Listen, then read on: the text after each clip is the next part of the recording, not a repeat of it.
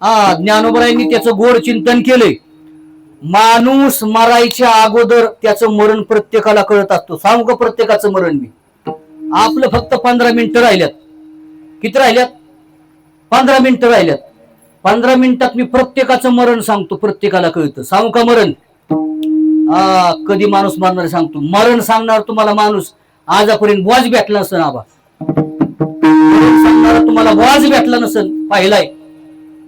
काही एक्स्ट्रा काही घेणार नाही मरण सांगण्याचं, पण मरण सांगून जाणार आहे. बारीक ऐका, ज्ञानोबराय सांगतात प्रत्येकाचं मरण आपल्याला प्रत्येकाला कळत असतं, पण आपण पाहत नाही. कसं पाहायचं मरण? 9 दिवसावर आलेलं मरण आपल्याला कळत असतं. बारीक ऐका, तिकडे ऐका येते का? मरण तुमचं सांगतोय, येत आहे ना? परत म्हणलं तुम्ही सांगितलं मी मेलो असं कुणी म्हणायचं नाही. मरण सांगतोय, बारीक ऐका. 9 दिवसावर. तसं तर वंशन पायन आणि जन्मेजय राजाचा संवाद शास्त्रामध्ये सांगितलाय. 6 महिने आलेलं मरण अगोदर आपल्याला कळतं. इतक्या लांब नको, वेळ कमी या. कमी दिवसाचं मरण सांगू. 9 दिवस आपल्या जवळ आलेला यम आपल्याला कळतो. ज्ञानोबराय सांगतात, कानी घालून या बोट नाद जे पहावे न दिसता जाणावे 9 दिवसा. कानामध्ये बोट घालायचं, कीर्तनात नाही घालायचं, ऐका यायचं नाही. थांबा जरा. घरी गेल्यानंतर सकाळी उठायचं झोपेतून, अंथरुणावर बसायचं, ध्यान मुद्रेमध्ये बसायचं. आपली 2 बोट घ्यायची म्हणजे कापून नाही, अशी घ्यायची, अशी कानामध्ये घालायची. लय दाबायची नाही, पडदा तुटन. थोडा हलकासा बहार द्यायचा आतमध्ये. आपल्याला प्रतिध्वनी ऐकायला येतो. बुंगचुंग काय असेल ती आपल्याला प्रतिध्वनी आपल्याला ऐकायला येतो. तुम्ही नंतर मला सांगा फोन करून, अगोदर प्रयोग करा. कीर्तनात करता येणार नाही प्रयोग, तुम्ही घरी गेल्यानंतर कधी बी करता येतो प्रयोग. तो गेल्या करा प्रयोग घरी. कानामध्ये बोट घालायची आणि शांत बसायचं. आपल्याला प्रतिध्वनी ऐकायला येतो. ज्ञानोबराय सांगतात, आपल्याला प्रतिध्वनी ऐकायला येतो. कानी घालून या बोट नाद जे पहावे. मी तुम्हाला काय सांगतोय? उपजल्या पिंडा मरण सांगा. ते आपल्या बरोबर मरण देवाने दिले आपल्याला कळत नाही, ते सांगतोय दिलेलं मरण. कानामध्ये बोट घालायचं, प्रतिध्वनी ऐकायचा. आणि आपल्याला प्रतिध्वनी ऐकायला जर नाही आला तर न दिसता जाणावे 9 दिवस.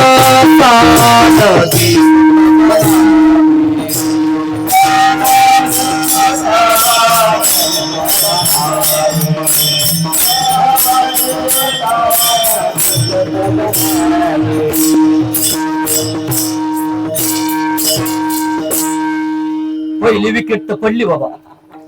सांगून गेल तुम्ही. कानी घालून या बोट नाद जे पहावे न दिसता जाणावे 9 दिवसा. कानामध्ये बोट घालून जर आपल्याला नाद पाहायचा असला, नाही ऐकायला आला, बहिरा माणूस असला ना मशनीवरचा, तरी पण त्याला ते ऐका येतं. कानी घालून या बोट नाद जे पहावे. जर त्याला ऐकू नाही आला त्या दिवशी, तर त्यांनी निश्चित समजायचं आज बसून मोजा, 9व्या दिवशी तो माणूस मारणार आहे. त्यांनी सांगायचं, ए पोरा हो, आज उद्या आता दिवसा मी मारणार आहे रे. निश्चित समजायचे. ज्ञानोबरायांचे अक्षर इथं. न दिसता जाणावे 9 दिवसा. लय 9 दिवस लांब होते. अलीकडे येऊ का? 7 दिवसा येतो. ज्ञानोबराय सांगतात, भोया पाहता न दिसता जाणा आयुष्याची गणना 7 दिवसात. भुवया आहेत ना प्रत्येकाला भुवया. आता बायांनी नाही ठेवल्या समजा, त्या गोष्टी वेगळी. काय मला सांगा बरं, बायांना भुवया अडचण करतात काय? पारद्वाराने उपटू घेता हो. अहो देवाने दिले तुम्हाला, ते तुम्हाला मान्य नाही का? देवाने दिले नाही तरी माणूस मान्यच करत नाही. गेली पारला ना हाणले भुवया पार खरडून. पण ते भुवया काय कशासाठी देवाने मरण सांगता येते? काय करायचं? प्रत्येकाला आपापले भुवया दिसतात.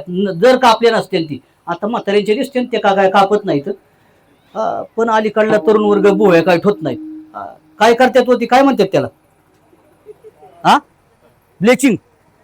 अरे बापरे, हाय का? ते करतात ते जाऊन. मग त्या महिला जाऊन करतात, मग त्यांना भुवया काय दिसणार? मग हे मरण कळणार नाही ना त्यांना. काय करायचं? आजपासून प्रतिदिन भुवयाच कापायचे नाही. हा पुरीच असू नाही तर पोराचं असू लग्न, ते जवळ आल्यावर ज्याशांना कळू येतो कापल्याच बोया.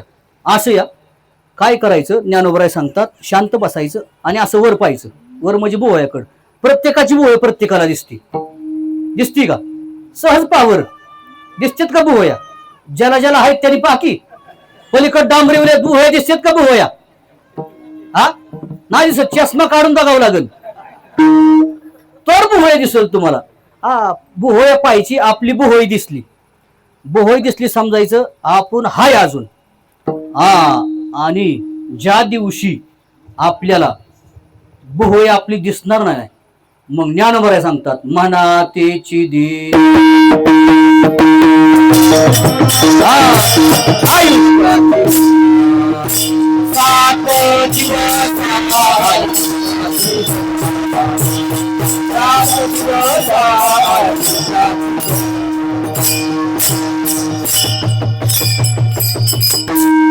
दुसरी विकेट पडली बर का. हा बोहया पाहता न दिसता जाना, आयुष्याची गणना साध्य. आता जवळ आलं मरण 7 दिवसावर आलं. काळजी करू नका, एका दिवसा मरून आणून तुम्हाला मग सोडणारे कीर्तन तर नाही. अजून आपल्याकडे आहेत 10 मिनिटं. थोडं पुढे गेलं तर चालेल का बापूराय? नको बसलाय खाली तरी नको म्हणतोय. काय आता सांगतो 3 दिवसावर आलेलं मरण. 3 दिवस आलेलं मरण. 3 दिवस आलेलं मरण. कसं कळतं ते? हे आपल्या 2 हाताला 2 बोट आहेत. ही बोट काय करायची? डोळ्यात घालायची. पुढच्याच्या नाही, आपल्याच आत नाही घालायची. डोळं झाकायचं, हे डोळ्यामध्ये अशी घालायची, दाबायचं आणि इथं आतमध्ये पाहायचं. इथं चक्रावरती मध्य भागावरती पाहिजे तर आपला गण लावला जातो, ब्रह्मचक्र म्हणतात त्याला. त्याच्यावरती पाहायचं. काय पाहायचं? डोळ्यावर दाबायचं आणि आतमध्ये पाहायचं. आपल्या दिव्य ज्योत मध्ये आत दिसते. एक प्रकारच्या पुसटचा प्रकाश दिसतो. जशी दृष्टी असेल तुमची, काय पाहतं कसं पाहतं त्याच्यावरती पाहिल्यानंतर ती दृष्टी दिसते.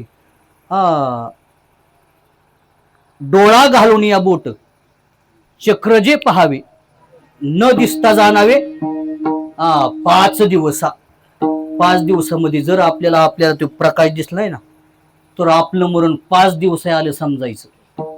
आता लांब होत नाही लय. काय करायचं? प्रत्येकाला नाक या, बरोबर आहे का नाही? पूर्वीच्या काळामध्ये साधू लोक, योगी लोक काय करायची? नासाग्री दृष्टी ठेवून काय करायची? तपश्चर्या करत होती. नासाग्र दृष्टी म्हणजे काय?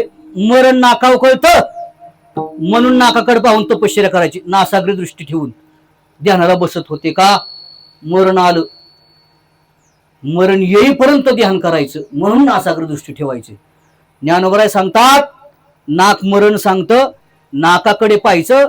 ज्या दिवशी आपल्याला आपल्या नाकाचा, दुसऱ्याच नाका शेंडा नाही, आपल्याच नाकाकडे आपण पाहायचं. ज्या दिवशी आपल्या नाकाचा शेंडा आपल्या डोळ्याने आपल्याला दिसणार नाही, त्या दिवशी सांभाळायचं. त्याच दिवशी आपण मरणार आहे. म्हणा तेचे दे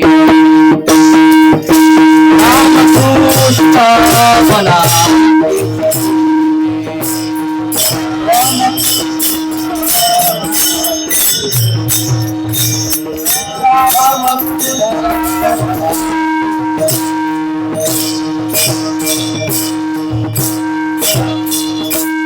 पडलं 3रं विकेट. नासागरीचे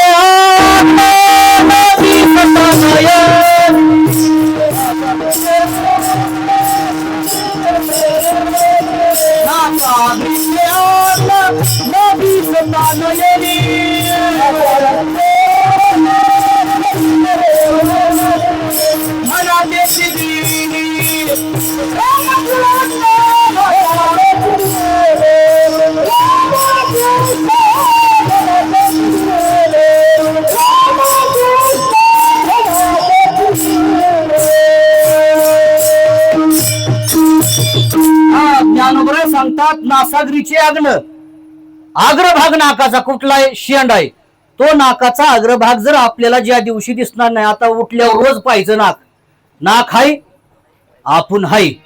नाक जर दिसलं म्हणायचं राम्या पाहुण्या रावळ्याला फोन करा, म्हणा तेची दिनी रामकृष्ण. नासागरीचे आग्न मरण माणसाला कळतं. आपण कुठलं चिंतन करतोय? उपजल्या पिंडा मरण सांगा, ते अभंगाच्या 3ऱ्या चरणावरती आपण बोलतोय.